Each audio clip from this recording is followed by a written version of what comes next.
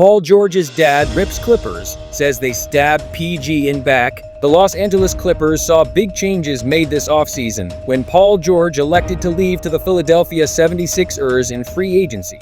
The move caught many but others fully expected it following the paper trail of comments and smoke surrounding George and his desire to sign a max or near-max deal. 2 months later, conversations are still being had about George's departure from the place he called home and hoped to win an NBA championship. Paul George recently brought his father, Paul George Sr., on to the podcast P with Paul George show.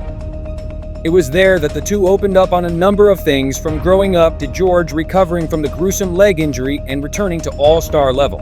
Among the topics discussed in the episode was Paul George's departure from Los Angeles and the Clippers. When asked for his true feelings on the matter, George's father did not hold back. "It was hurting," Paul George Sr. said of his son's departure. "It was like, I felt like they stabbed us in the back because I thought Paul did a whole lot for the team. As far as the fan base, the fans was there. He was there. I think he gave them 110% in what he was asking. It wasn't a whole lot. But they saw something different."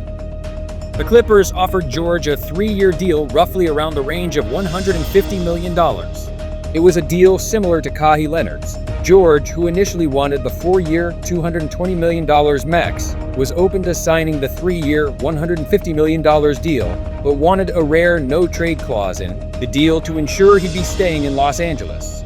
The Clippers did not offer the max or the no-trade clause, and George felt forced to make the best decision for himself and his family. "I didn't want him just to take anything," George Sr. added. So his whole thing is, he does stand up for what he believes in, and so he felt that was a bunch of bull that they came at him with. And I wasn't gonna sugarcoat it either. "Yeah, I'm behind you 100%. If you've got to leave, we're gonna leave." Of course, it kind of put us in a little bump and grind, but it's all good. It's all good. You love being at home, but then sometimes home can kind of slow you down. He put in work for it, and I felt that he should have gotten paid for it. And so we didn't stutter about it. Like what? They came at you like this. "Oh nay, you've got to go." Paul George met with the Clippers one final time ahead of free agency to give them a chance to match the offers he wanted. They would not, so George also treated the meeting as an opportunity to inform them of his decision to leave. A few hours later, and officially into free agency, George agreed to a 4-year, $212 million max contract with the 76ers. It was the max he could have gotten from any team not named the Clippers, who could have offered him a maximum of 4 years and $220 million.